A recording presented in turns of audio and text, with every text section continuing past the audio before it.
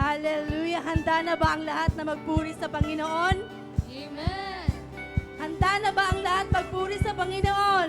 Amen. Dahil ito yung araw na para sa Kanya. Amen? At huwag natin itong sayangin na hindi natin maibigay ang the best worship para sa Kanya. Amen? Amen. Isang hallelujah nga dyan. Hallelujah. Makikita ko yung mga kamay na kumakaway. At pumapalakpak sa Panginoon. Dahil sa Kanyang dakilang gawa sa buhay natin. Hallelujah.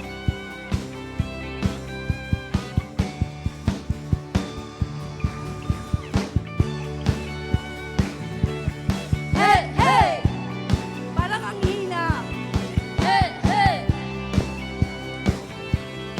Sabay-sabay tayong bigkasin ang dakilang biyaya. Dakilang biyaya, kami pinalaya mula sa bihag ng kasalanan. Pinatawad, pinatawad, pinagpala ng lubusan. Lord, salamat sa iyong dakilang biyaya, Panginoon. Minsan pa, Dakilang biyaya, kami pinalaya mula sa bihag ng kasalanan. Pinatawad, pinatawad, pinagpala pinagpala ng lubusan. At hindi tayo papapigil, mga kapatid. Di mapipigil sa pagsamba sa'yo. Jesus, dakila kang totoo. Ang lahat ay magsasaya. Jesus, papupurihan ka. Ikaw lamang ang aming pag-asa. Ang lahat ay magsasabi, ang lahat ay luluhod. Jesus, ikaw lamang ang Panginoon. Yes, Lord, ikaw lamang ang aming sasambahin sa buhay namin, Panginoon. hey, hey.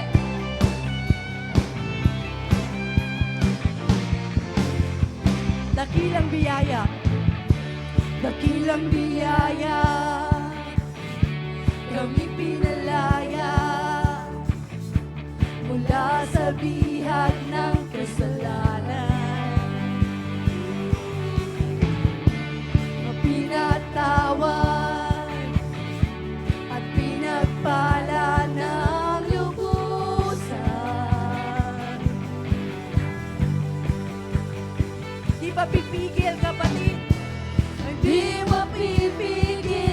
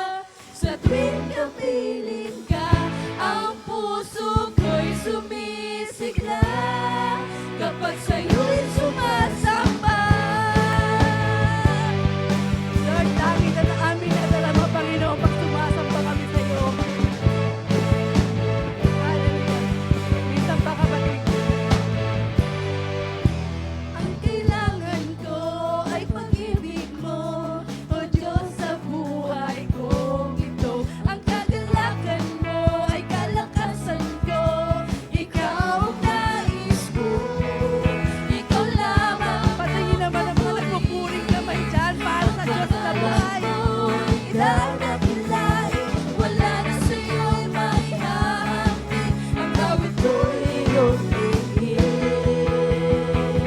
Come on! Langit ang aking nadarama. Sa tuwing tumiling ka, ang puso ko'y sumisigla. Kapag sa'yo'y sumasambay.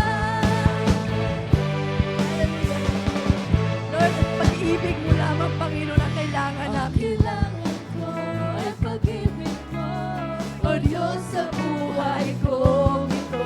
Ang kagalakan mo ay kalakasan ko. Ikaw ang nais ko, ikaw lamang ang pupurihin. Ang pangalan mo'y dadakilain. Wala na sa'yo maihahambing. Ang awit ko'y iyong ibig. Ala, sabay-sabay tayo! Langit ang aking nadarama. Sa tuwing tumiling ka, ang puso ko'y sumisigla. Kapag sa'yo'y sumasamba. Langit ang aking nadarama. Pagtingin nga na mga mukha, langit kang nadarama kayo. Ang puso ko'y sumisigla. Kapag sa'yo'y sumasamba. Hallelujah, Lord. Tunay nga, Panginoon, na masarap ang sumamba at magpuri sa iyo, Panginoon. Kailanman, Panginoon, ikaw lamang ang aming pupurihin. Ikaw lamang ang pupurihin. Ang pangalan mo'y dadakilain. Wala na sa'yong maihahambing. Ang awit ko'y iyong Dahil wala kang katulad, Panginoon, ikaw lamang. lamang ang pupurihin. Ang pangalan mo'y dadakilain. Wala na sa'yo'y maihahambing. Ang awit ko'y iyong ibig. Minsan pa, Ikaw lamang ang pupurihin. Ang pangalan mo lang, O Diyos. Wala na sa'yo'y maihahambing. Ang awit ko'y iyong dinggin. 1, 2, 3. Langit ang aking nadarama. Sa tuwing tumiling ka, ang puso ko'y sumisigla. Kapag sa'yo'y sumasamba. Langit ang aking nadarama. Sa tuwing tumiling ka, ang puso ko'y sumisigla. Kapag sa'yo'y sumasamba. Hallelujah, Lord. Salamat, Panginoon. Dahil binigyan mo kami ng puso, Panginoon, na ikaw lamang ang pupurihin at pasasalamatan. Dahil malaya kaming magpuri ngayon. Lord, itong kalayaan na to ay hindi namin sasayangin, Panginoon, dahil maraming lugar, Panginoon, ang hindi makapagpuri ng ganito na ginagawa namin ngayon. Amen? Hallelujah, Lord. Kapatid, mapalad tayong nasa Pilipinas dahil nakakapagpuri tayo ng ganito. Kaya ang lahat ay kakanta ng malaya. Malaya, malayang, malayang, malaya. Malaya, malayang, malayang, malaya. Malaya,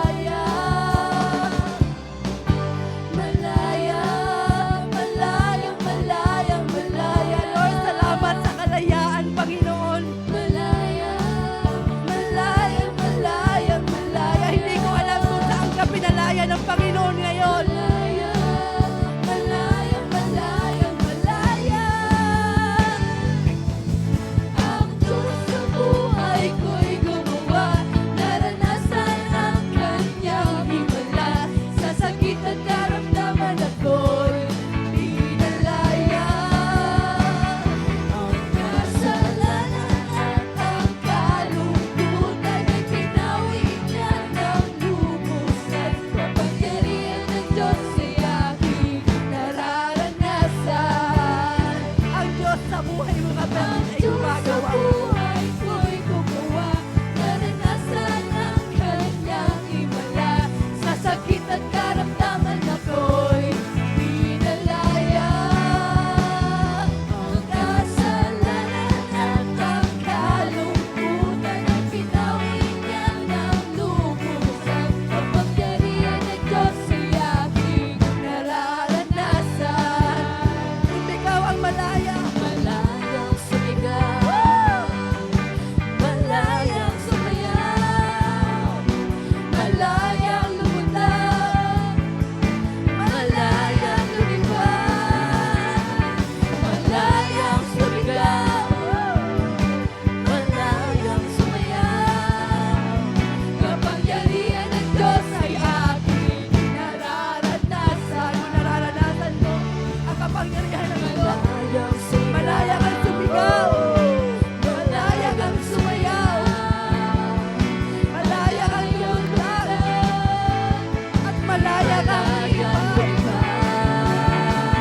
malayang sumigaw, malayang sumayaw. Kapangyarihan ng Diyos ay aking nararanasan. Malayang sumigaw, malayang sumayaw, malayang lumutang, malayang lumipad, malayang sumigaw, malayang sumayaw. Kapangyarihan ng Diyos ay aking nararanasan. Ang Diyos sa buhay ko'y gumawa. Naranasan ang kanyang himala. Sa sakit at karamdaman ako'y pinalaya. Ang kasalanan at ang kalungkutan ay pinawi niya ng lubusan. Kapangyarihan ng Diyos ay aking nararanasan. Ang Diyos sa buhay ko'y kapatid, gumawa. nararanasan natin ang kanyang himala. Sa Kung sakit meron at ka man sakit at karamdaman, ako'y pinalaya ka na ng Panginoon pinalaya. sa oras na to. Ang Hallelujah! kasalanan Kung may kasalanan man, wala na yun. Pinatawad ka na ng Panginoon. Kapangyarihan ng Diyos ay aking nararanasan. Minsan pa, Ang Diyos sa buhay ko'y gumawa. Naranasan ang kanyang himala. Sa sakit at karamdaman ako'y pinalaya.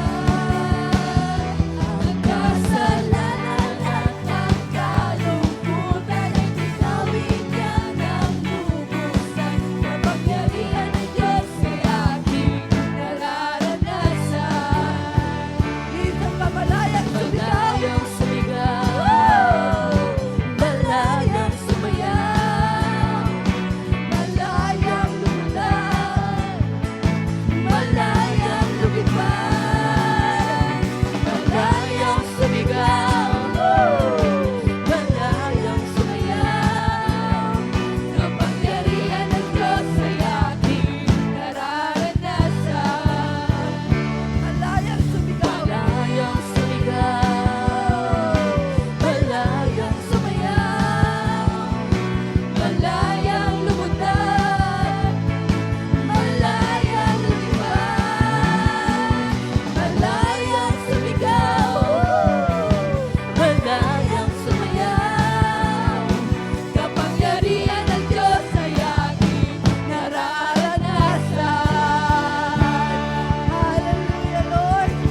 Alam namin, Panginoon, na nagmamanifest na ang lahat ng kinakanta namin ngayon, Panginoon. Na pinalaya mo na kami, Panginoon, kung ano man ang naging karamdaman namin, Panginoon. At alam ko, Lord, na pinalaya mo na kami kung ano mang kasalanan, kapighatian, o pangangailangan, Panginoon. Tunay nga, Panginoon, napakasarap magpuri sa iyo, Panginoon. Dahil ang sabi sa iyong salita, Panginoon, Jeremiah 32:27. Ako, si Yahweh, ang Diyos ng lahat ng tao. at walang bagay na mahirap para sa akin. Amen? Tayo kapatid, na-realize nyo na ba bakit balik tayo ng balik every Sunday dito sa church? Dahil ito yung dwelling place natin. Ito yung camp natin kasi mga armies tayo. Na sa isang linggo, dinideploy tayo sa kanya-kanyang task natin, sa kanya-kanyang buhay natin. And then we showed up sa Sunday para magdala ng victory, magdala na, Lord, kahit hindi ko napanalo yung laban na to, Lord, nandito pa rin ako, Panginoon, just to worship you in spirit and in truth. Amen? Maging totoo lang tayo sa Kanya. Walang maliit, walang malaki, basta galing sa ating puso. Amen? Hallelujah. Tunay nga, Panginoon, na walang mahihirap sa iyo, God.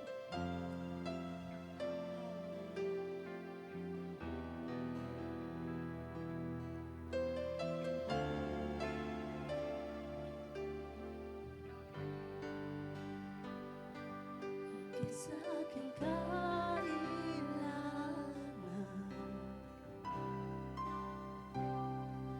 higit sa aking karanasan.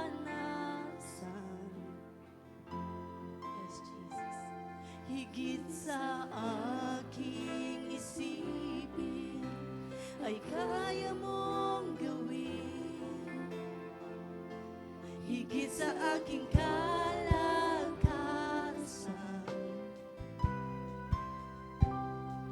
ni minsan ay hindi nagkulang. Higit sa aking isipin ay kaya mong gawin. Higit sa aking kailangan. Ano bang kailangan mo eh, kapatid? Higit sa aking karanasan. May mga nararanasan ka ba ngayon? Higit sa aking isipin ay kaya mong gawin. Dahil bawat araw ay hawak ng Diyos. Bawat araw ko ay hawak mo. Di mangangamba sa piling mo. Walang mahirap sa'yo. Yes, Jesus. Walang mahirap sa'yo. Kung mahirap yung kapatid, hindi yan para sa'yo, sa Diyos yan. Ikaw ang Panginoon na makapangyarihan. Walang mahirap sa'yo. Hallelujah. Ang gusto lang ng Diyos, ipagkatiwala mo yan sa Panginoon. Beyond your capacities, hindi na yan sa'yo, sa Panginoon na yan. Hallelujah. Minsan pa. Higit sa aking kailangan,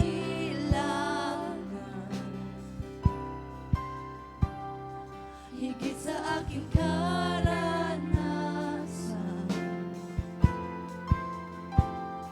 higit sa aking isipin ay kaya mong gawin. Higit sa aking kalakasan,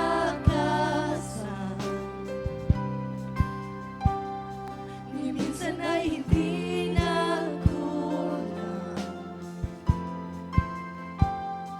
Higit sa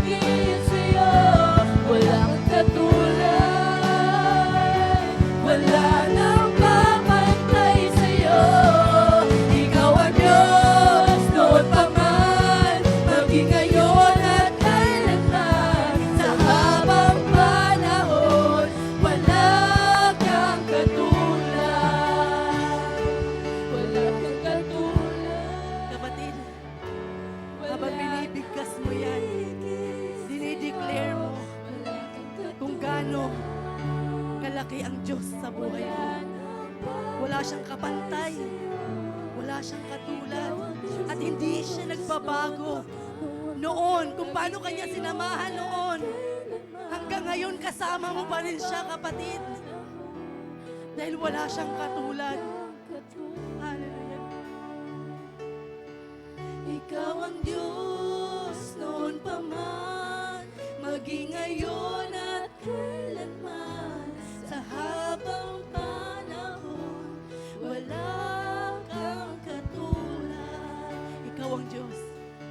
Ikaw ang Diyos noon pa man, maging ngayon at kailanman. Sa habang panahon, wala kang katulad. Minsan pa, Ikaw ang Diyos noon pa man, maging ngayon at kailanman. Sa habang panahon, wala kang katulad. ikaw ang Diyos. Ikaw ang Diyos noon pa man, maging ngayon at kailanman. Sa habang panahon, sa habang panahon, sa habang panahon, wala kang katulad. Hallelujah. Lord, wala kang katulad at alam namin, Panginoon, hanggang ngayon, kasama ka namin. Sa'yo lamang, papurit parangal sa pangalan ni Jesus. Amen and amen.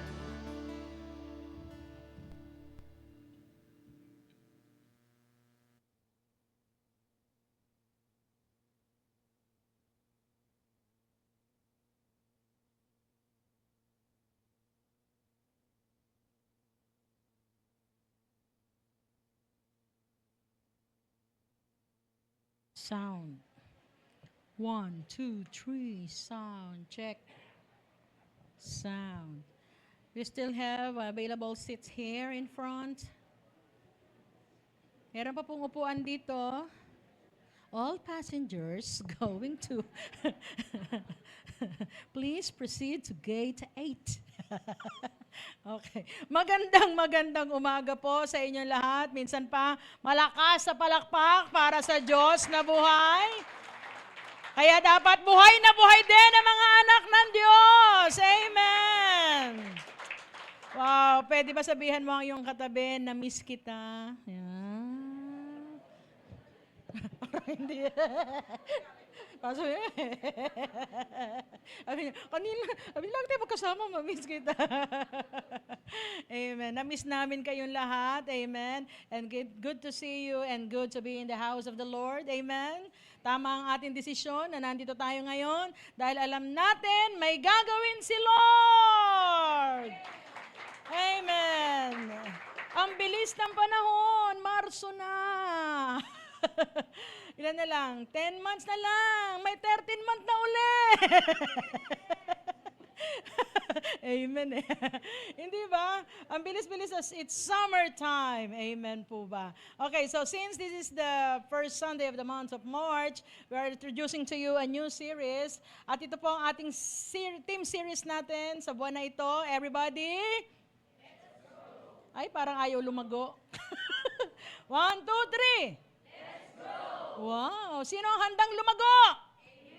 Amen. Maganda yan. Sana nga, ito ang dalangin natin. Lahat tayo ay lumago at hindi lumabo.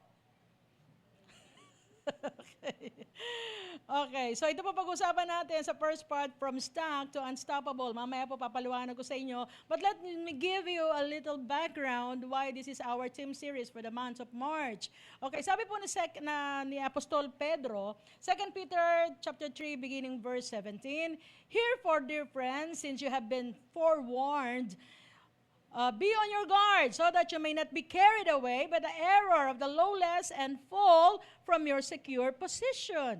Ito po ay isang warning ni Apostol Pedro sa lahat na huwag kayong pakasisiguro na secured na kayo sa posisyon ninyo. Ang parang sinasabi sa atin ni Apostol Pedro na huwag kayong pakasiguro na akala nyo every Sunday nasa church kayo, na lagi kayo nagpe-pray, nagbabasa, nakikinig ng Biblia, you are secured already. Pero ano ang sabi niya? but grow. Okay, so hindi po daw secured na ganung posisyon unless patuloy kang lumago sa biyaya at sa pagkakaalam o karunungan ng ating Panginoon and Savior Jesus Christ. To Him be glory both now and forever. Amen. Sino po naniniwala dito? Yes, physically you may grow old. Pwede kang tumanda, di ba? Pwede kang tumanda physically, but immature spiritually. Mga kapatid, ito po isang paalala, isang babala ni Apostol Pedro sa bawat isa sa atin na walang kasiguruhan. Dahil pag hindi mo ninasa sa puso mo ang lumago, ito po ang pwedeng mangyari sa inyo o sa atin. Because we have two choices. Since we accepted the Lord in our lives, na ikaw na nagdesisyon na tanggapin ng Panginoon sa buhay mo, may dalawa po tayong pagpipilian. It's either you grow, kaya pag ikaw ay nag-grow, hindi ka magpo-fall. So isa lang pala, sabi ni Apostol Pedro, mag-ingat tayo dahil maraming ginagawa ang kaaway, nahihilahin ka para hindi ka lumago. At pag hindi ka lumalago, tiyak ikaw ay babaksak. So dalawa lang yon. Kaya bumaksak kasi hindi lumago. Pero pag ikaw ay lumago at lumalago, tiyak yon, hindi ka babaksak. Tama po ba?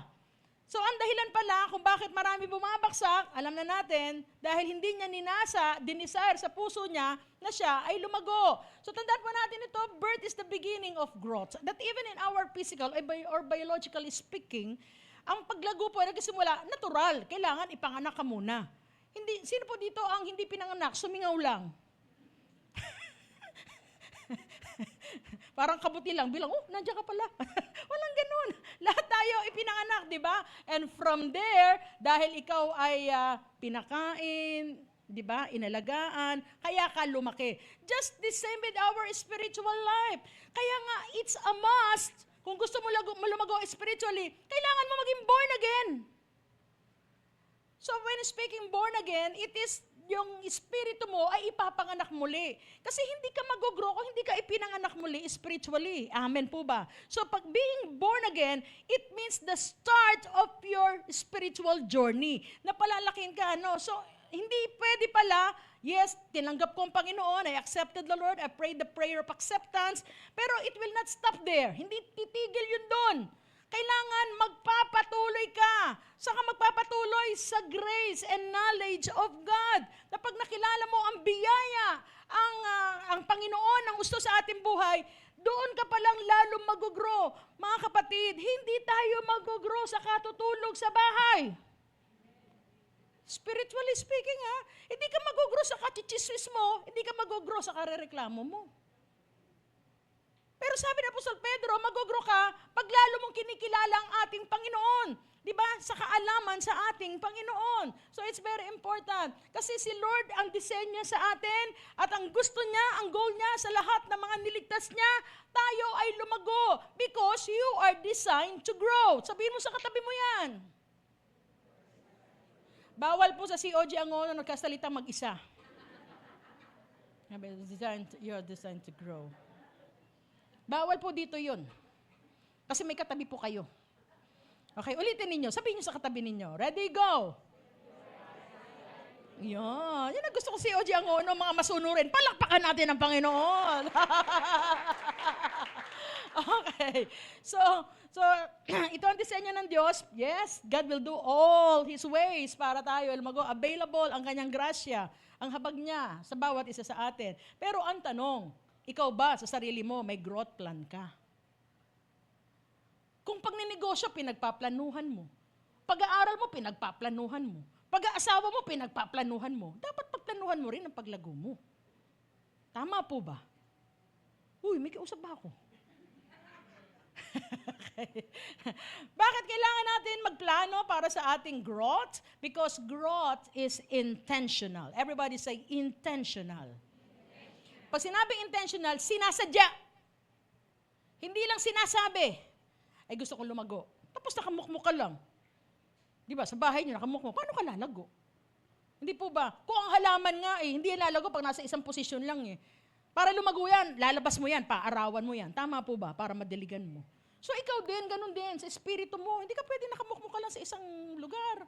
Okay? So it is intentional. And pangalawa, growth is, everybody say continual. Everybody, continual. Yan. Hindi continual. Continual. Yan, ganon. Ganon.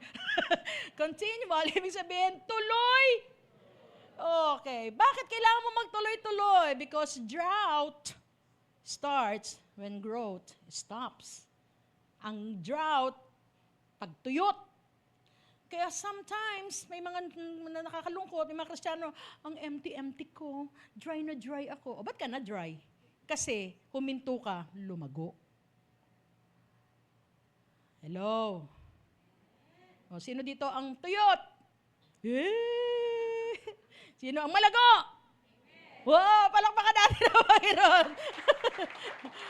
Hindi ko na pala kailangan ituloy-tuloy. Malago na pala kayo. Yan na pa. Okay. Purihin ang Panginoon. So, tandaan natin yan yung ating emptiness, dryness, malaking factor po doon dahil wala tayong desire. Kasi nga intentional yan, dapat tuloy-tuloy yan. Okay. So, ang ating pag-aaralan, from stuck to unstoppable. Now, why stuck? Okay. Let me give you background. Ano bang ibig sabihin ng stuck? Okay. Nagtanong po ako kay Mr. Webster and ito ang kanyang sinagot sa akin. The word stuck, it means to be fixed in a particular position. Okay? So manatin naka-stay lang siya, stay put, unable to move or be moved, and it is unable to progress or fail to progress. Okay? Now, to all the students, you know the difference because there are words in English na minsan akala mo pareho ng tunog pero iba pa lang meaning. When you say progress, that's a noun. But when you say it is a verb, so babilisan mo ang bagkas niyan. Progress, that's a verb. Para yan subject sa subject, di ba? So, it's a subject. Pag mabagal, that's a noun. Pero pag mabilis, that's a verb. Okay. Ang galing, nag-lecture pa ako talaga. Okay. Why we don't grow? Siguro magtataka ka, Lord, ginagawa ko naman lahat. Umaati naman ako ng church, nagpipray naman ako, nagbabasa ako, nakikinig ako ng Bible, nanonood pa ako ng YouTube. Lahat ginagawa ko. Pero minsan, hindi ba nagtataka tayo sa sarili, bakit hindi ako lumalago? At minsan, pag hindi ka lumalago, ito ang tanong natin sa sarili natin. Saan ako nagkamali? Di ba? Lagi natin tanong, Lord, saan ako nagkamali? Bakit hanggang ngayon wala akong pag-angat, wala akong pag-asenso, walang pag-unlad sa akin, sa aking career, sa aking family, ang panalangin ko, Lord, prayer request ko, na makakilala sila. Pero, Lord, yung anak ko, dati pasaway lang, ngayon parang demonyita na. Di ba parang nagpo-progress. Kaya lang progress niya pasama, hindi pa buti. Ano yun? Hindi ba? Minsan ito yung tanong natin ni Lord, saan ako nagkamali? Minsan, kaya ang maganda po yung pag-aaralan natin. Amen po ba? Very interesting po ito. Dahil sa totoo lang, meron talagang situation o pagkakataon sa ating buhay na ginawa mo na lahat, but still, nakita mo parang naka-stuck ka lang, you're just fixed in a place, position, na hindi mo makita yung pag-grow o pag-angat mo sa buhay. Ngayon, ito pong pag-aaralan natin ay para makita natin kung ano bang ating magiging attitude or ano bang ating magiging tingin o gagawin, reaction or response kung meron tayong sitwasyon na ganito o nasa sitwasyon tayo na ganito. Okay, tandaan po natin, basta ikaw hanggat sumusunod, kasi minsan ang fitful natin mga tao, ayaw natin maghintay. Walang tao ngayon, lahat ng tao ngayon lagi nagmamadali. Gusto pa nag-request, agad-agad, nandyan ang tugon. Tama po ba? Kaya mga tao lagi magsabi, now na! Hanggang sa spiritual, nadadala natin yan. So pag tayo may prayer request kay Lord, ang gusto natin agad ang tugon sa atin ni Lord, now na! Di ba? Pero for us, Christians, kung kilala natin ang Panginoon, minsan may mga tugon ang Panginoon na hindi agad-agad binibigay sa atin. Minsan ihayaan ni Lord na mag-stay ka lang, ma-stuck ka lang sa isang lugar, pero makita natin, banda-banda ron, maintindihan natin, may ginagawa pa lang mas maganda o mas mabuti para sa atin ng ating Panginoon. Kaya once na ikaw ay sumusunod, at nakikita mo ng Diyos na ikaw pa rin ay nagtitiwala sa Kanya, mga kapatid, pagkilala mo ang Lord, alam mo, delayed is not denying. So, hindi ka mawawala ng pag-asa. Nakakala mo, na-stuck ka lang dyan, akala mo na-delayed ka, pero ang totoo pala, may ginagawang maganda ang ating Panginoon. Palakpakan natin ang Panginoon. Now, ito yung sasabihin ko sa inyo. Ito po ang sitwasyon, ang kalalagayan. At I know some of you, makaka-relate kayo sa pinagdaanan ni Caleb. Sino ba si Caleb? Okay. Sino po nakakilala kay Caleb? Caleb was one of the spies na pinadala doon sa Promised Land. It was in Numbers 13. At sinabi ng Panginoon, magpadala ka, bawat tribo. We have 12 tribes of Israel. At sabi doon, bawat isa may representative to spy the Promised Land. At isa doon si Caleb. Ngayon, sa Numbers 13, so pinapunta sila doon, nakita nila, wow, totoo naman. Diba? It was flowing with milk and honey. Kaya nung bumalik sila, after 40 days, nag-report sila. Kaya lang, yung 10 pinadala, ano ni-report nila? Naku, oo, maganda doon ang lupa, matamis, may pulot-pukyutan, at may gatas. Maganda yung mga bunga doon. Ang lalaki ng ubas. Ang ubas doon, hindi ubas na kalit na gano'n ha. Ang ubas doon kasi laki ng pakwan. Paano nangyari yun? Kasi lalaki ng tao, nandun yung mga Anakites, nandun yung lahi ni Goliath. So sabi, kaya ang lalaki din. Ngayon, nung sinabi na yun, tapos sabi ng mga 10 spies, sabi niya, naku, di natin kaya sakupin yan. Ang lalaking tao, ang dami mga nakapaligid doon, di natin kaya yan. But, it was Caleb and Joshua who stood up. Ang sabi nila, ito report, huwag kayo maniwala dyan. Kakayanin natin yan. Ang sabi ni Caleb, mapapasa atin yan. Bakit? Binigay na sa atin ng ating Panginoon yan. So, sige, palakpakan mo ang Panginoon. Kaya lang, ito ang nangyari.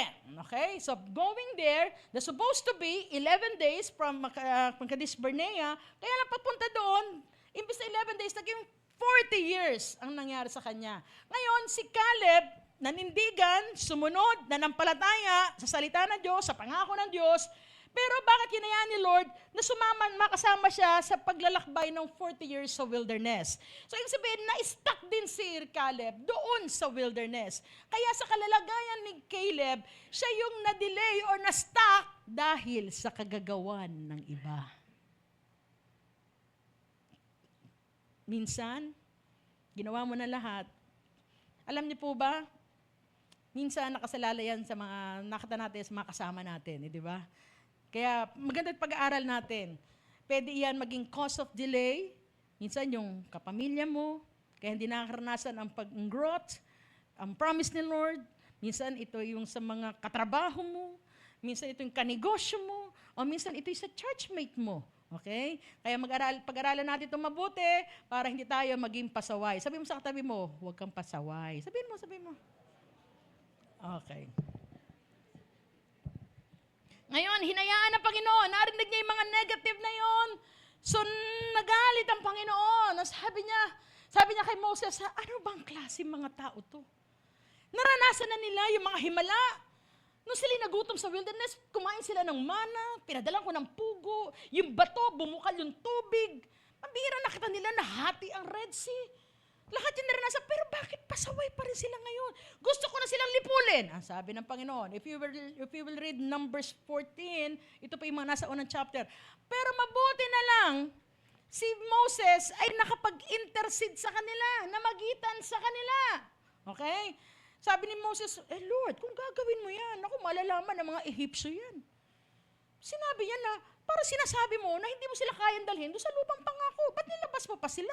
Ano sasabihin ng mga tao nakapalibot sa amin? Hindi mo kaya na pangalagaan ang bayan mo.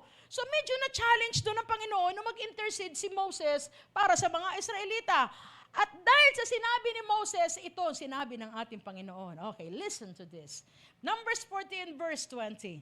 The Lord replied, dahil sa sinabi ni Moses, ito ang tugon ng Panginoon. I have forgiven them as you asked. Okay. Pinapatawad ko sila sa kanilang mga pagsuway sa akin.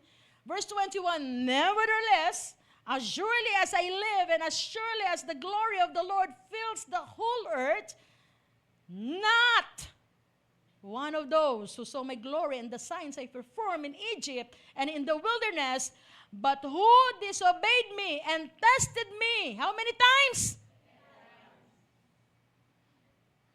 Sabi nila, sa lahat ng mga tao na nakakita ng aking gloria at mga himala, pero dinisobey pa rin ako. at sinubok ako, sabi doon, not one of them will ever see the land I promise. Mga kapatid, tandaan po natin to, ano? Si God, long-suffering. Pero, hindi siya forever suffering. Ibig sabihin, mahabagin si Lord, pero napupuno din yan, katulad ng katabi mo. Nanay, kung katabi mo anak mo, tingnan mo? Kaya totoo pala, napupuno din talaga ako sa'yo. Di ba? Sabi niya, pambihira, pinakitaan ko na ng lahat. Nakita niya yung kaluwalhatian ko. Nakita na yung mga himala ko. Masuwayin pa rin. Sinusuway pa rin ako. Disobeyed me. How many times? 10 times. Aba, binibilang pala ni Lord ang pagsuway natin. Nakakailang ka na kaya? Pero sabi ng Panginoon, dahil grabe yung pinuno niyo ako, walang isa sa inyo ang makakakita, di ba? Ever see the land I promised, na ipinangako ko sa mga ninuno ninyo. Hindi nyo na makikita, hindi nyo pa mararanasan. O, pambihira. Ang sabi pa doon sa verse 23, no one who has treated me with contempt. Okay? Tandaan po natin the word contempt. Verse 24, but because my servant Caleb has different spirit and follows me wholeheartedly. Everybody say, wholeheartedly. So, nire-require pala ni Lord, buong puso. Kasi para kay Lord, kung ang pagsunod mo ay half-hearted, kalahati, sa Panginoon, disobedient pa rin yan. Kaya kung babasahin natin ang Biblia, ang lagi sinasabi ng Panginoon, di ba, love your God with all your heart, with all your soul, laging all, and bring all your tithes, laging buo. Kasi para kay Lord, wala sinabi ang Biblia na, ibigin mo ang Diyos ng kalahating puso, kalahating isip, walang kalahati sa Kanya. Si Lord gusto buo, kasi pag buo mong binibigay para sa Panginoon, ibig sabihin nun, buo din ang pananampalataya mo at buo ang pagtitiwala mo sa ating Panginoon. Hallelujah. Sige, palapakan mo, Panginoon. At dahil sa lahat ng iyon, si Caleb lang ang nasumpungan niya na may kakaibang espiritu at kung paano sumunod si Caleb, buong puso. Ang sabi niya, I will bring him. Siya lang, ang dadalhin ko. I will bring him to the land he went to and his descendants will inherit it. Hindi lang sa kay Caleb ibibigay, pati sa kanyang salinlahi. Mararanasan nila ang pangako ng Diyos. Now, sabi sa verse 23, dati ang ginamit ng Panginoon, disobedience and tested me. Sabi niya, disobey me and tested me. But sa verse 23, and the word contempt. So mga kapatid, paalala po, pag tayo po ay gumagawa na half-hearted, hindi buo sa ating puso, sa tingin ng Diyos, it was a contempt against Him. At pag sinabi mong contempt, ibig sabihin nun, pag hindi pala buong puso ang pagsunod natin at pagtitiwala natin kay Lord, parang sinasabi natin, Lord, ayoko sa iyo. Ayoko kitang sintin. Dahil ang pagsunod po ng utos, minsan hindi yan nakabase sa utos. Minsan nakabase yan kung sino nag-uutos. Di ba mga anak, pag galing kayo sa nanay nyo, ayaw yung sumunod?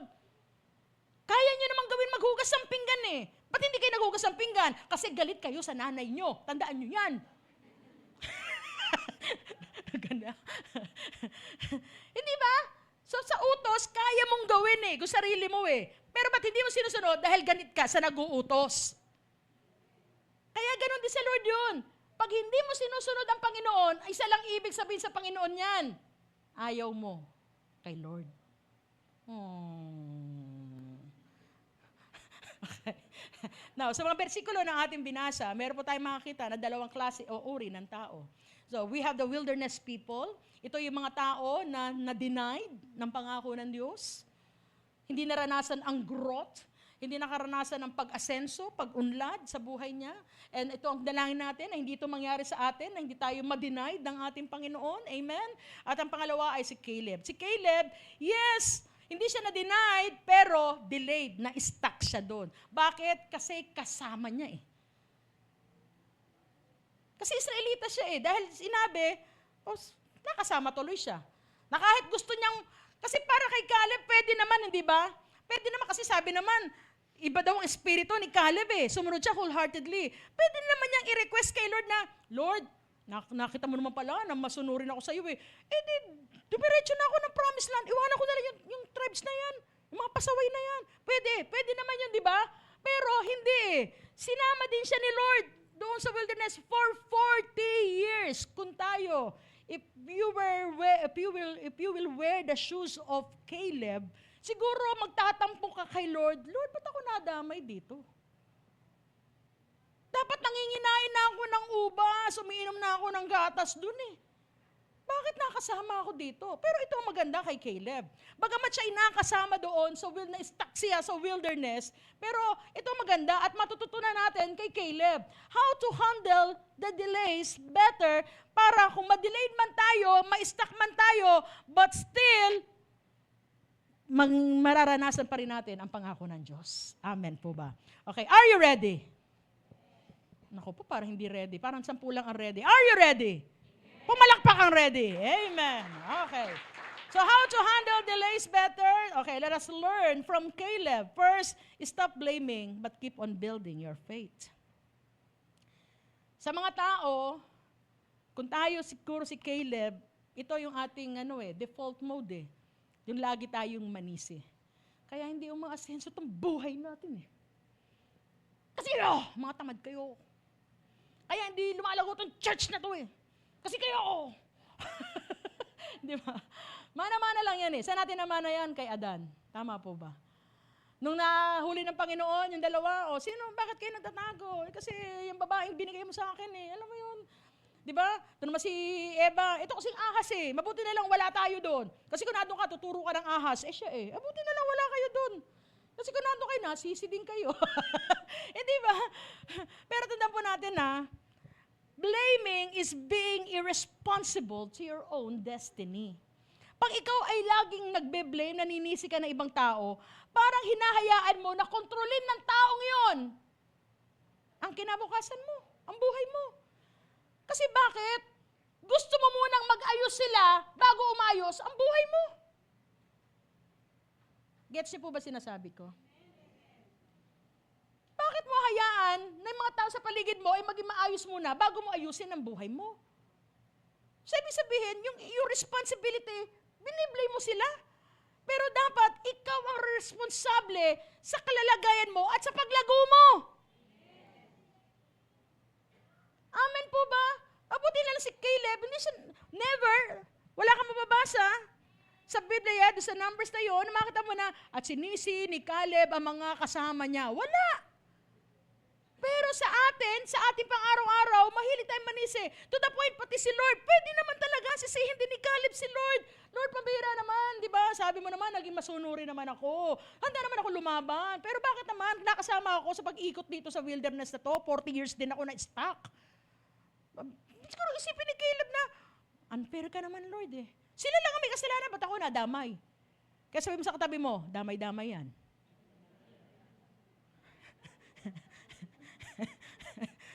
Ang bango.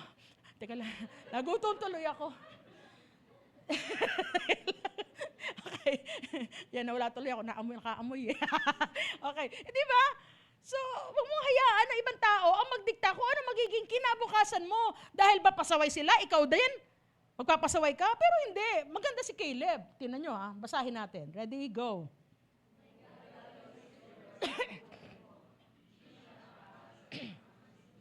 At unfaithful na tao, iyan ang faith ni Caleb.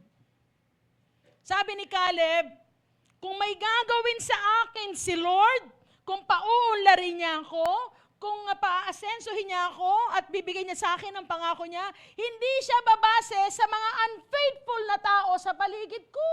Kasi mas tinitingnan ni Lord sa atin ang faith at ang pagsunod natin.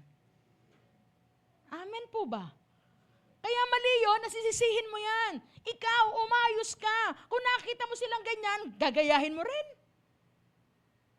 O saan ka papunta nun? E di pare-pareho na. Hindi po ba? So tandaan natin, when God delays, He is about to do something Kaya pala minsan, naka-stuck ka lang doon sa isang lugar doon, pero hindi mo alam, may inahanda, mas maganda pala ang Panginoon. Now, remember the story in John 11. Di ba? Si Lazarus, ang best friend ng Panginoon, di ba? Sabi, lumapit ang Panginoon, dumating ang Panginoon, and then Mary and Martha, the sisters of Lazarus, lumapit sa Panginoon. Ang best friend mo, malubha, baka ikamatay niya ito. And then, sabi ng Panginoon, ang sabi ng Bible, John 11:35, the shortest verse in the Bible, Jesus wept. John 11:35. Bakit siya nanangis? Dahil nakita niya ang kanyang kaibigan, may malumang karapatan niya. Sir, naalala niyo po ba? Na during that time, when tayo 40 years old, sabi niya na pinadala tayo para espiya itong lugar na ito, yung Promised Land. Tapos nag-report sila, pero nag-report ako kung ano yung nasa puso ko. Di ba? Ito na pananampalataya ako. Verse 8, but my brothers who went up with me made the heart of the people melt. Yung kanilang mga report, puro negative. Kaya yung iba natakot nang pumunta doon sa Promised Land. Yet, pero ako, talagang sinikap ko na makasunod sa Panginoon ng buong puso at buong kalakasan. Ang sabi ni Caleb.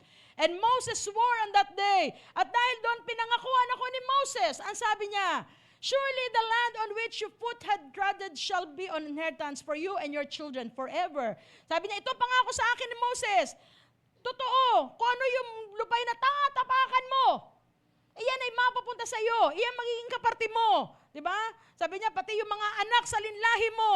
Dahil you have wholly followed the Lord, my God. Dahil sinunod mo ng buong puso mo ang Panginoon. Kaya ibibigay sa iyo. And now, sabi niya, behold, the Lord has kept me just as He said. Ngayon, tinan mo. Binuhay pa rin ako ng Panginoon.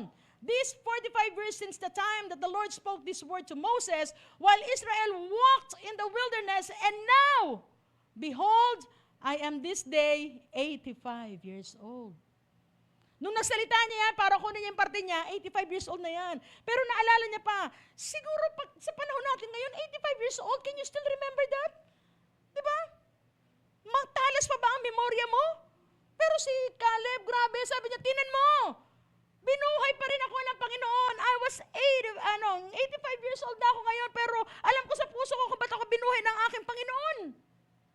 Amen po ba? Kasi tayo malilimutin na. Siguro pag na-reach ka ng 60, 70, hindi mo na makalimutan yung mga 20 years ago. Pero sa kanya malinaw pa, dinitalye pa niya kung ano yung ipinangako sa kanya. Binuhay pa siya ng ating Panginoon. So ito yung pagkapakita na si Caleb, bagamat nakasama siya, na-stuck siya doon, pero hindi rin siya nag-hold ng grudge, ng galit, ng tampo sa kanyang puso sa mga kasama niya. Ito ang payo sa atin ni Caleb, na kahit na napasabay ka, nadamay ka sa katamaran, sa pagsuway ng mga kasama mo, but still, don't hold a grudge sa puso mo. Paano kung nasabi na hindi siya nag-hold ng grudge? Di ba sabi doon, 40 years and then 45 years? So 40 plus 45, 85. Dapat kasi, 40 years lang sila nagsa wilderness. Okay, umikot. Yung 5 years po, ito po ay inalat sa pakikipagdigma. Kasi bago nila mapasok yun, ang dami pong kakalabanin. Kasi sinabi naman sa Bible, sa Numbers 13, nandun yung mga Jebusites, the Hittites, lahat ng Perizzites, pesticides, lahat nandoon. Lahat nandoon. Kung ikaw si Caleb, syempre pag may tampo ka, bahala kayo mga pasaway dyan, kayo dumaban. Hindi ako sasama sa inyo. Hindi ba?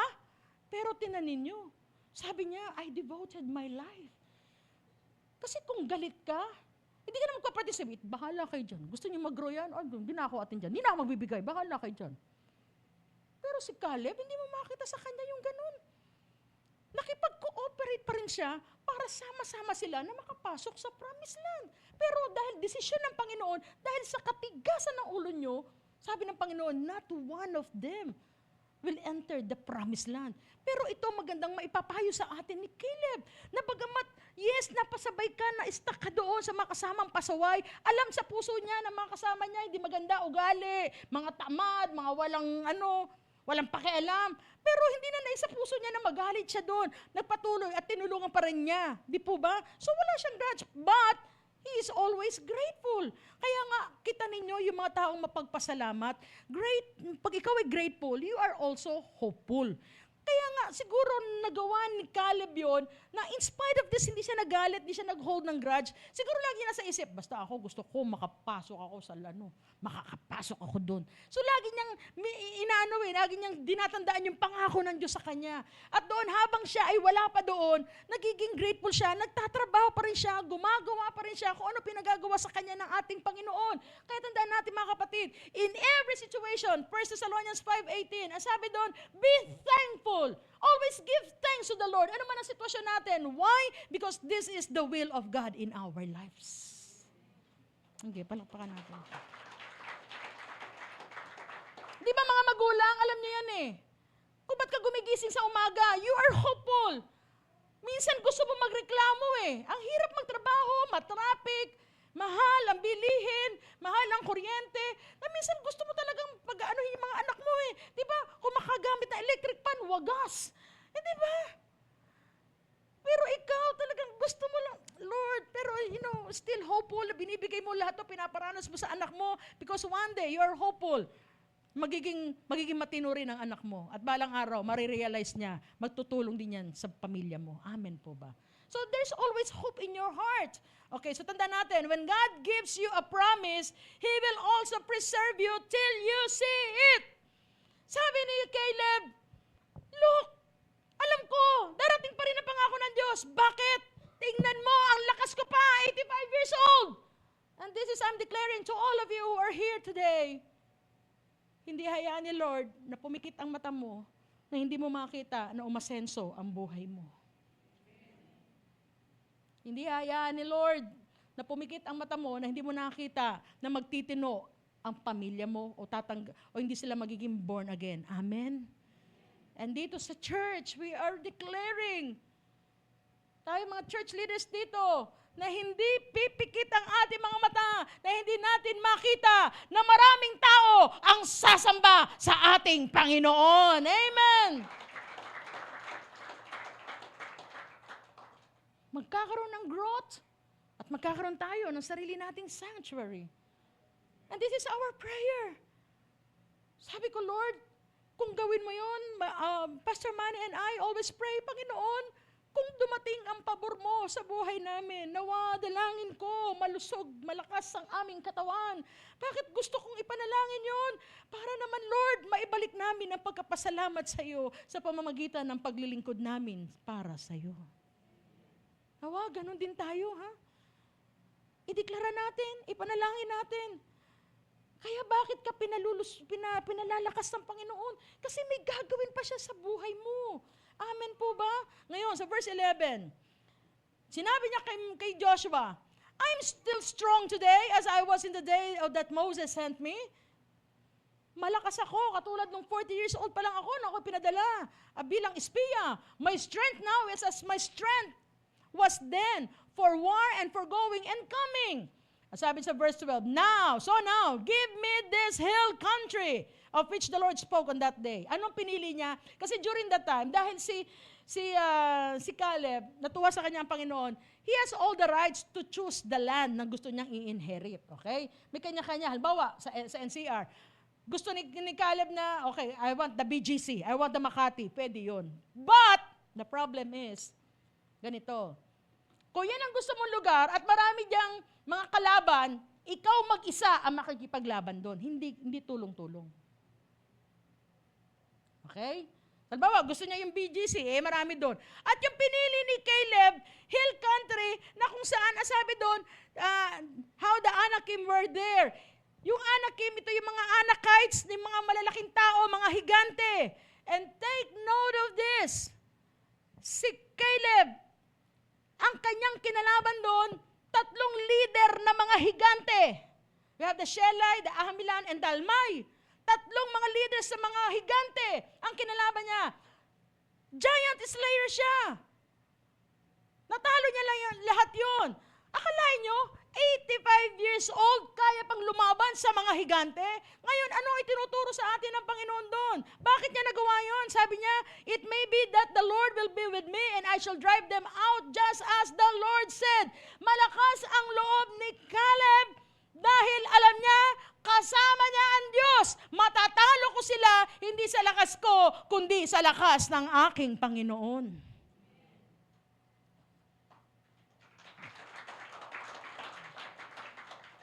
At ito ang gustong ituro sa atin ni Caleb. Ni Caleb. Don't stress about it, but preserve your strength. Mga kapatid, pag alam mo na hindi mo na kayang kontrolin, huwag mong pilitin, huwag mong stressin ang sarili mo. Kung ginawa mo ng lahat sa pamilya mo, pinag-pray mo, pinesyaran mo, at ayaw pa rin nila, kontrolado na ng Diyos yan. Hindi na ikaw ang may control dyan. Kung ikaw naman ay nagtatrabaho ng husto, ang araw ginagawa mong gabi at ang gabi ginagawa mong araw, pero wala pa rin pag-asenso, leave it to God. Kontrolado na ni Lord yun. Kesa naman stressin mo sarili mo. At sabi doon, hindi niya in-stress ni Caleb ang sarili niya. Ano ginawa niya? Preserve niya yung strength niya. Para pag pumasok ako sa promised land, wow, malakas pa ako, kaya pa akong kumain. Mga magulang ha, huwag kayong papa-stress sa mga anak ninyo. Pag pinasabihan nyo yan, hayaan nyo si Lord ang kumontrol sa kanila. Para pag dumating ang time na bilines kayo ni Lord, makakapunta pa kayo sa Hong Kong, sa Boracay. Kasi malakas pa kayo. Hindi yun dahil sa ka-stress nyo. Ayan. Kung ano na nangyari. Sabihin ng anak na, Ma, pinagpala ako, blinas ako, laki ng sweldo ko, punta tayo ng Hong Kong. Kaya lang na, hindi ko na kaya. Oh. Olat.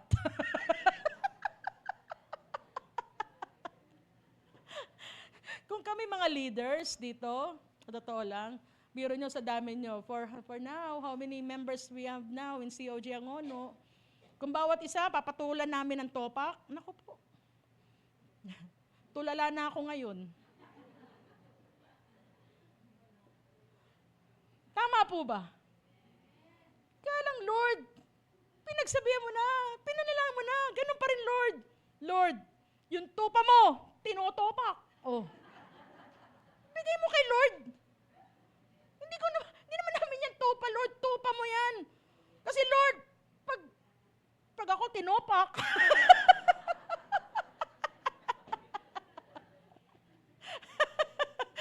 di ba? So, preserve mo yung strength mo. Huwag mong ubusin. Saka reklamo, Lord, bakit ganito? Ang anak ko, ayoko nang mabuhay. Ano ba? O, di ba? When God gives you a promise, be ready to conquer.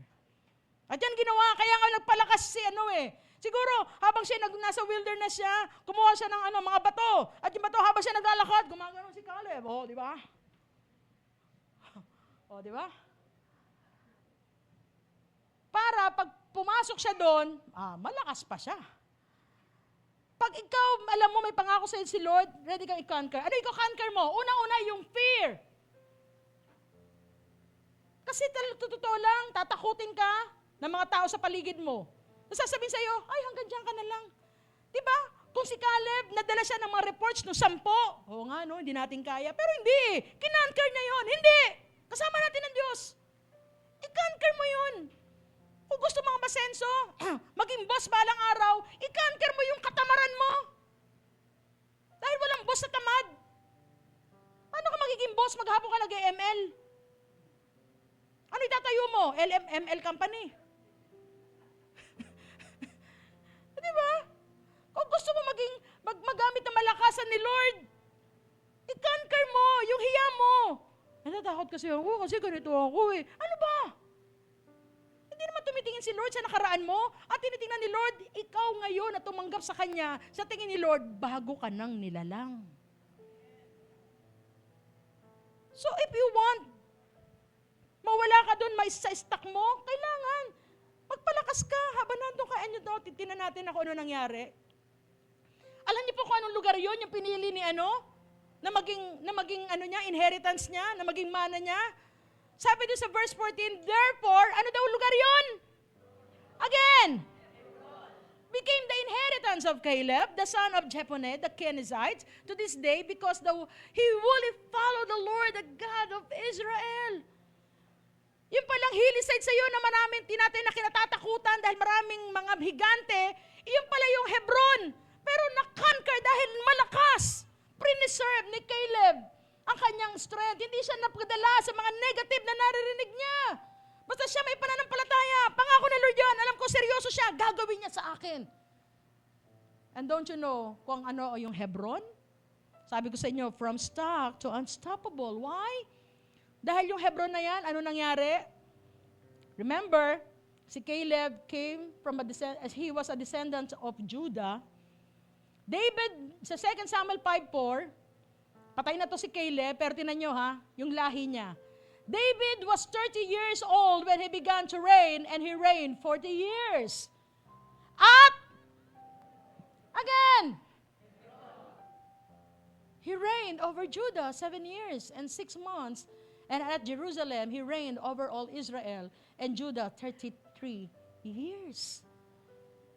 Kaya pala giant slayer si David.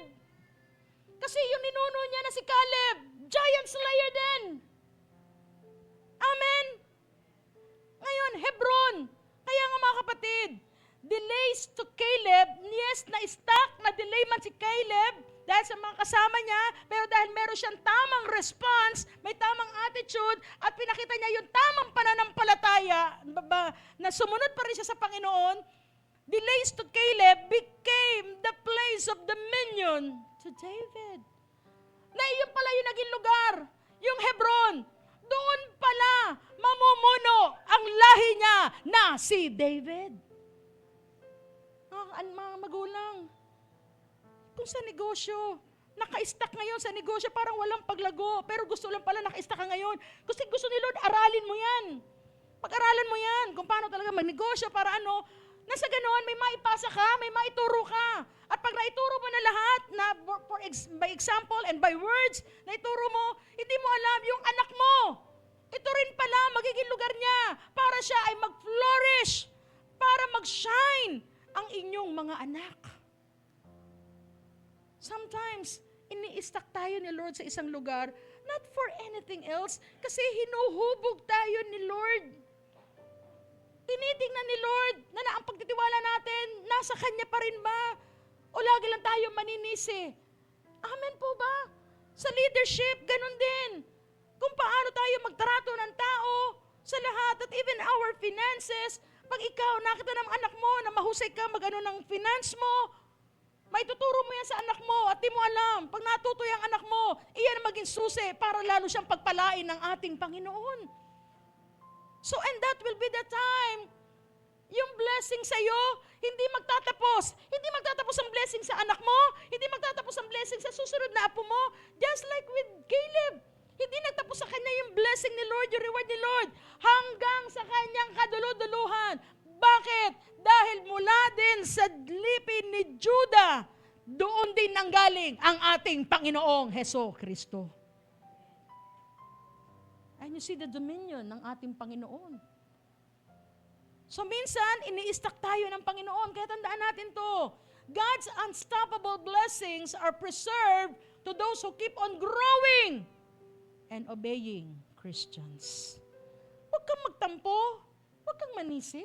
Huwag kang magalit. Minsan parang antagal ng paglago mo. Pero kapatid, tanungin natin, Lord, ano po ba tinuturo niyo sa akin? Ay dapat po ba akong gawin? Amen. Dahil ang ating pagkakilala sa Panginoon, hindi kumot yung kasama mo ay pasaway.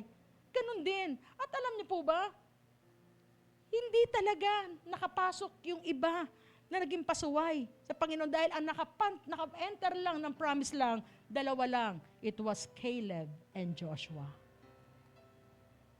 Hinayaan ni Lord na magpaikot-ikot lang ang mga Israelitang pasaway for 40 years hanggang sila ay nagkandamatay na.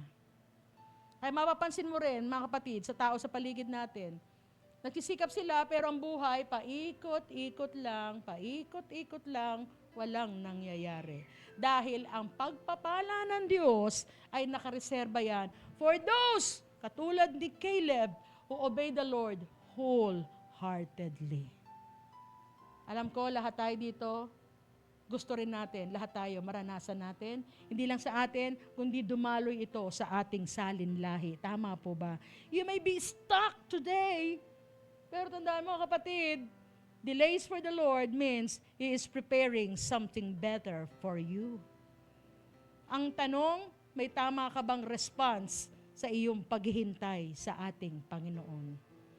Naiinip ka, kung ano-ano ginagawa mo, nagre-rebelde ka, nagre-reklamo ka, so hindi ka mag-grow doon. Kaya nga sabi ni Pedro kanina, sabi doon, grow in the grace and knowledge of God. At pinakadulo, to Him all the glory, to God. Bakit nagtapos si Apostol Pedro doon sa 2 Peter 3:18? To God be the glory, mga kapatid. Ito ang katotohanan. Lahat ng bagay, lahat ng tao dito sa mundo magtatapos.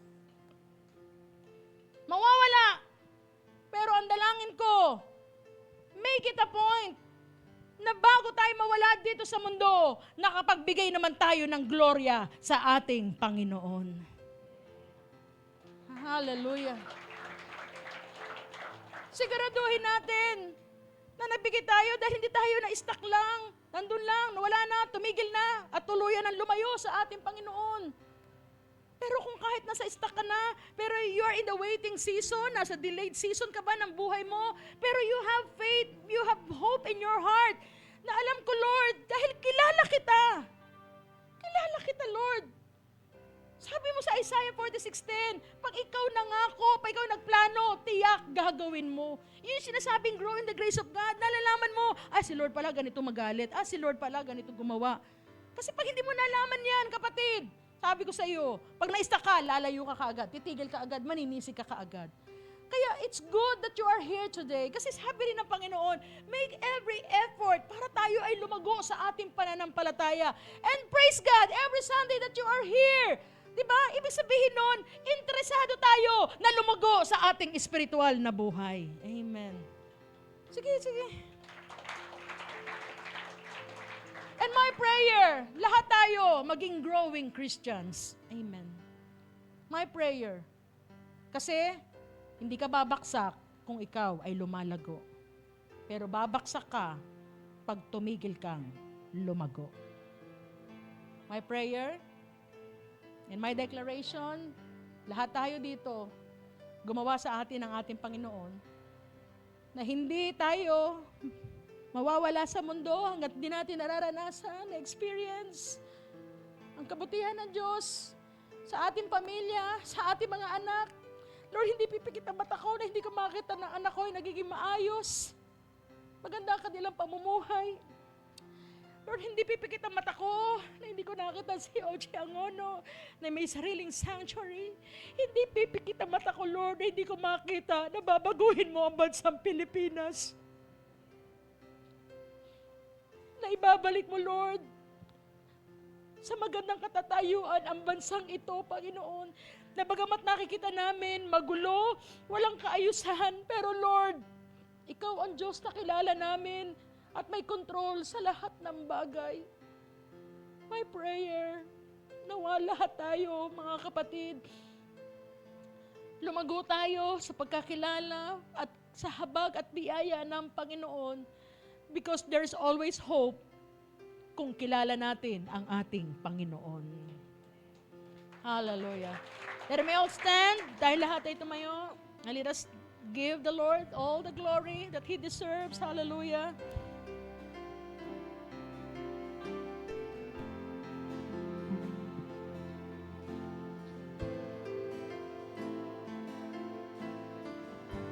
I don't know what you're hoping to the Lord. Come on.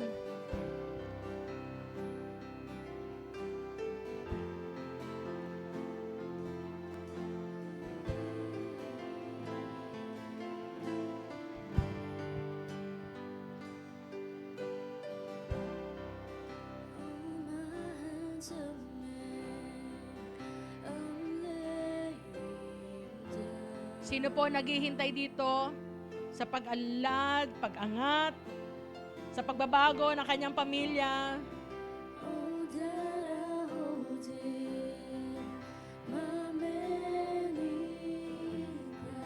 God is preparing something better for you. Hallelujah.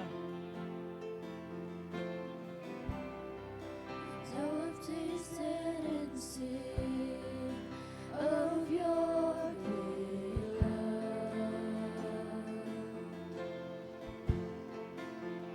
You satisfy me. You satisfy me. Spirit fall, open. Sino nananalangin? Nabuksan ang kalangitan sa kanyang buhay. Can you raise your hands who are trusting the Lord? With worship for Ikaw na nagtitiwala sa Panginoon. Hallelujah. you're the only love that satisfies me. Yes, oh God. Hallelujah. This is our faith. You alone can satisfy me, Panginoon. Whatever your request to the Lord, anong parte, anong aspeto ng buhay mo ang gusto mong lumago sa'yo, sige, speak to the Lord. Sabihin mo sa Panginoon yan, kapatid. Hallelujah.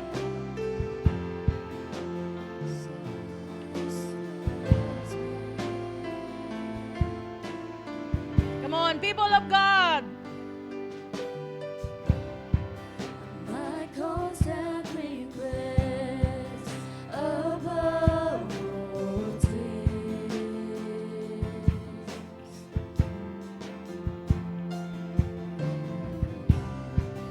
Every hour away, beneath me. Oh, Panginoon, lagi mo po kaming samahan, O Diyos. Hallelujah. So I've tasted and seen of your great love. Show me your glory.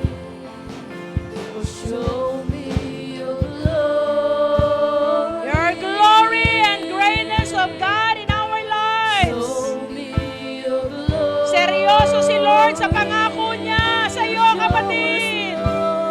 Show me your glory. Hallelujah. Show me your glory.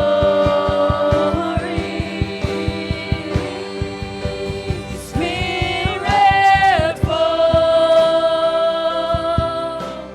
open up heaven's door. Naririnig ka ng Panginoon. We're waiting, Habang naghihintay ka, for more. sumasamba ka pa rin sa Diyos. You're the only love that satisfies me. Sing, Lord, we run, Lord, we Hallelujah. run into your loving arms. We're safe and secure in your love. You're the only one that satisfies me. Oh, glory! Let me astounded, let me astounded, let me amazed. Show us your glory, let heaven invade. We're waiting with worship, we're waiting with praise for the almighty presence of God to invade. Lift me astounded, lift me amazed. Oh, show us your glory, let heaven invade. We're waiting with worship, we're waiting with praise for the almighty presence of God to invade. Let the people of the Lord sing, Spirit fall. Hallelujah. Open up heaven's door. Keep on worshiping the Lord. We're waiting with worship for more.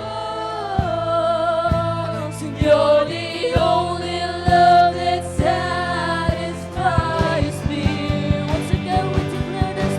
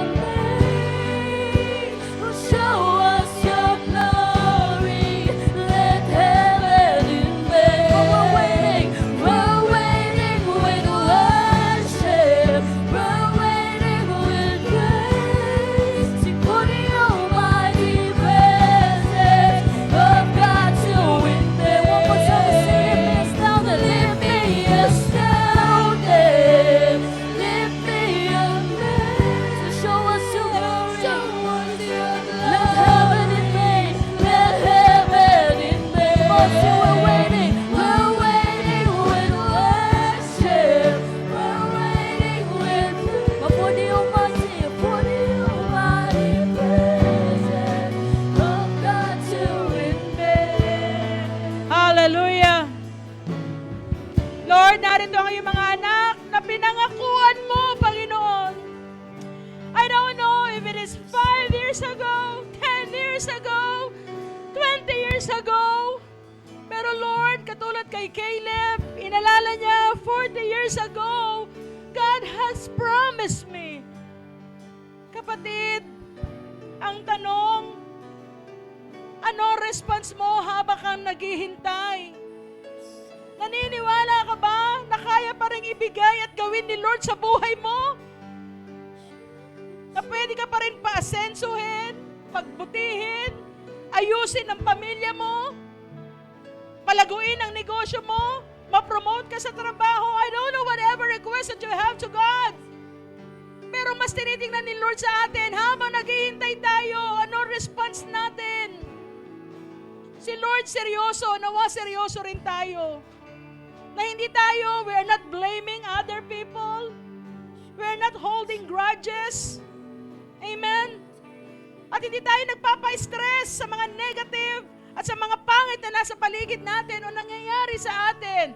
But we are always grateful and hopeful to the Lord na one day, Lord, mangyayari rin ang mga bagay na ito. At sisiguraduhin ni Lord na pag naranasan mo ang pangako niya, you will be amazed. You will be astounded na maging mga tao sa paligid mo, mamamangha, paano nangyari yun? Nangyari yun dahil buong-buo pa rin ang pananampalataya mo at pagsunod mo sa ating Panginoon.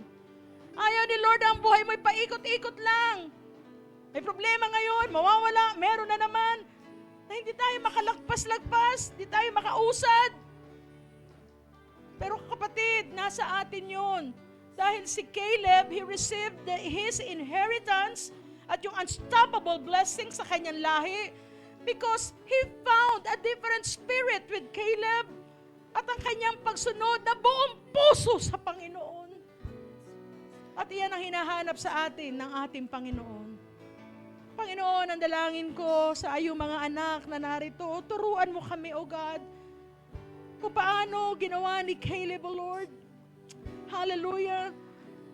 Na siya, O Lord, ay may tamang tugon. Bagamat siya, Lord, ay na-stuck sa mga tao na disobedient and unfaithful. But still, God, binild niya lalo ang kanyang faith. Hindi siya tumingin at hindi siya nag-focus sa mga narinig niya. Hindi siya nagpa-stress. Bagkus, Lord, naniwala siya sa kanyang puso na ang Diyos na nangako sa kanya ay totoo at may kapangyarihan na tuparin ang mga bagay na iyon. Lord, ilagay mo sa amin ang ganyang klaseng pananampalataya, Panginoon. Whatever it takes, Lord, at maghihanda kami, ready to conquer our fear, our laziness, and all the negativism, Panginoon, ang mga negative na yan. Sa lahat ng yan, Lord, hayaan mo, Lord, na maging malakas pa rin kami.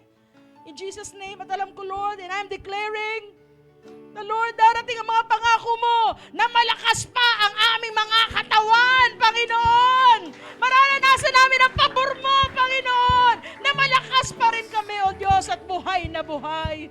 Oh Lord, we thank you for your word. We thank you for the message today. Ilagay mo lang malalim sa aming puso ang lahat ng ito. Higit sa lahat, Lord, makita namin na ang Diyos na aming sinasamba sa lugar na ito, ang Diyos na makagagawa na higit sa aming iniisip at higit sa aming hinihiling. We thank you, Lord, and continue, O God, be with us dahil ang aming pananagumpay ay nasa iyong pagsama sa amin.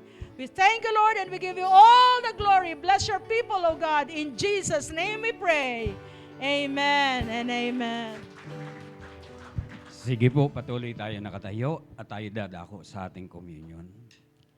Minsan pa natin sambahin ang Diyos mula sa ating mga puso. Hallelujah! Jesus.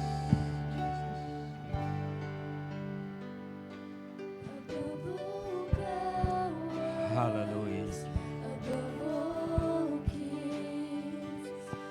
Of all nature and all created things, all wisdom in all the ways of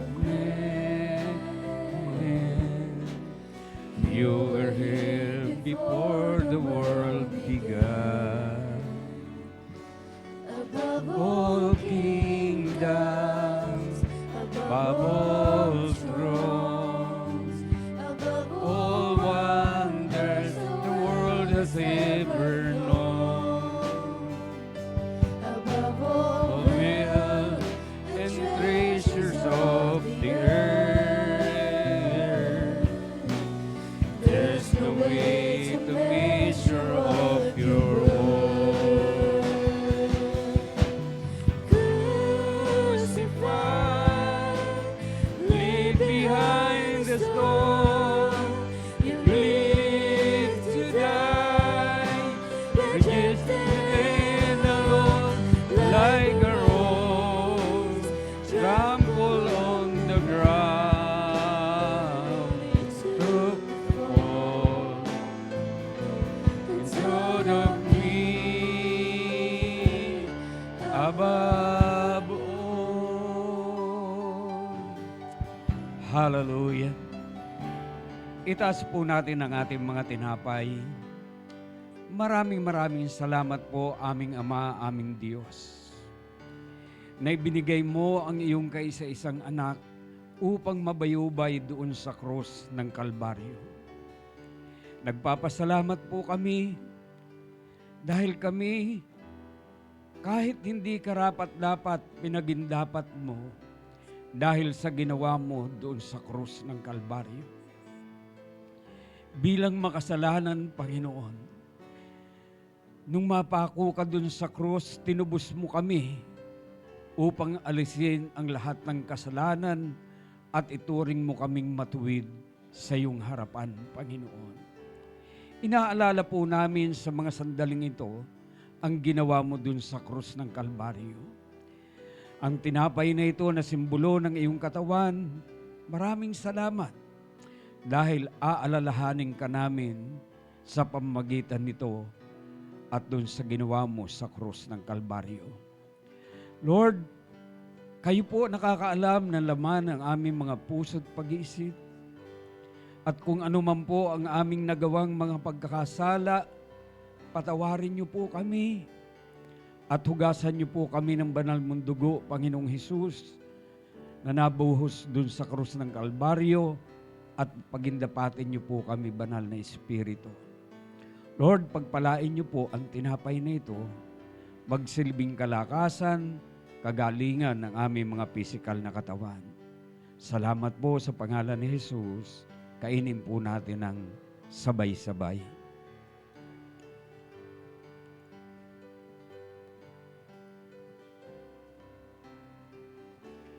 Itaas po natin ang saro. Maraming salamat po, Panginoong Jesus. Nang mabayubay ka doon sa krus ng Kalbaryo, ang iyong dugo ay bumuhos. At sabi ng iyong mga salita na kung walang pagkabubo ng dugo, ay walang kapatawaran ng kasalanan. Salamat dahil ginawa mo ito, Panginoon, sa bawat tao, Diyos.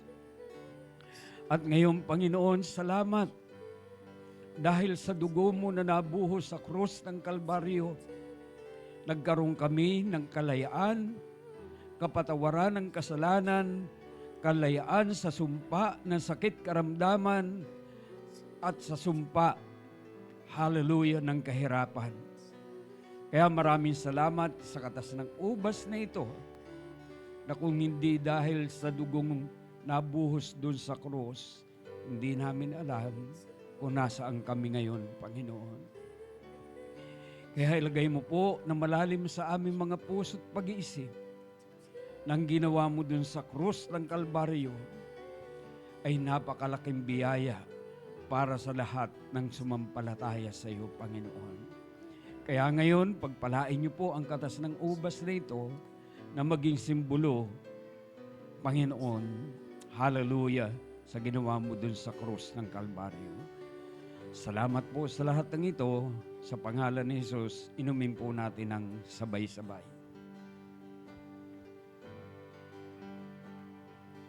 Hallelujah. Sige po, minsan pa natin sambahin ang ating Panginoon. Leave behind the storm, live to die, rejected and alone, a rose trampled on the ground.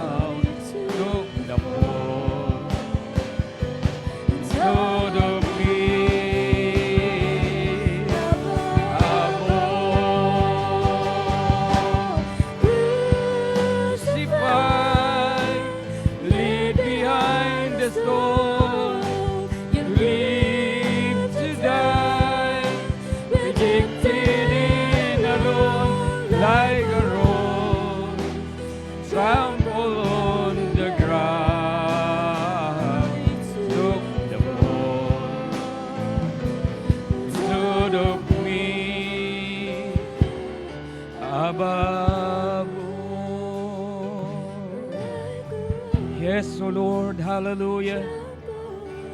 The ground took the fall into the me above all. Hallelujah. Hallelujah. Maraming salamat po at sa iyo po namin ipinagkakatiwala ang bawat isa sa amin. Sa pangalan ni Jesus. Amen. Manatili po tayo nakatayo. Hallelujah. Lord, maraming salamat that we're able to give.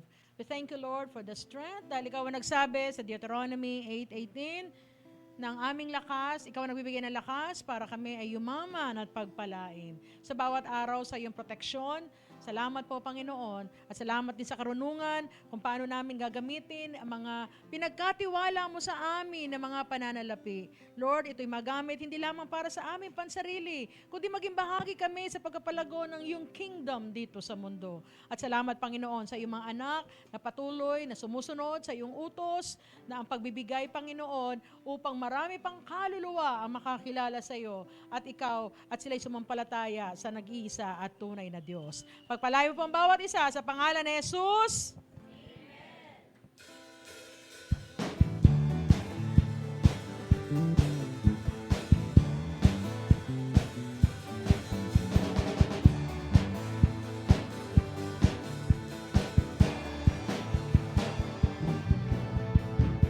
Sige po, manatili po tayo nakatayo. Let us give God the glory as we end this worship service.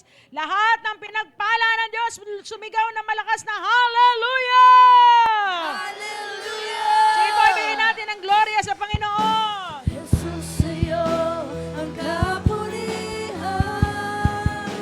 kalwalhatian ngayon at magpakailanman. Jesus, sa'yo ang karangalan, kapangyarihan ngayon at magpakailanman. Jesus, sa'yo ang kapurihan. Ang may mga lakas. Sige, pakita nga natin kay Lord na may mga lakas. Hallelujah! Jesus, sa'yo ang karangalan, kapangyarihan ngayon at magpakailanman. Lahat ng nakahandang tumanggap ng pangako. Ka sa amin, Hallelujah! itataas ang aking tinig, itatanghal sa buhay ko'y tanging ikaw, O Diyos. Higit pa sa kalangitan, ang iyong kalwalhatian, kadakilan mo hindi mapapantayan. Pupurihin ka sa amin, itataas ang aking tinig, itatanghal sa buhay ko'y tanging ikaw, O Diyos. Higit pa sa kalangitan, ang iyong kalwalhatian, kadakilan mo di mapapantayan.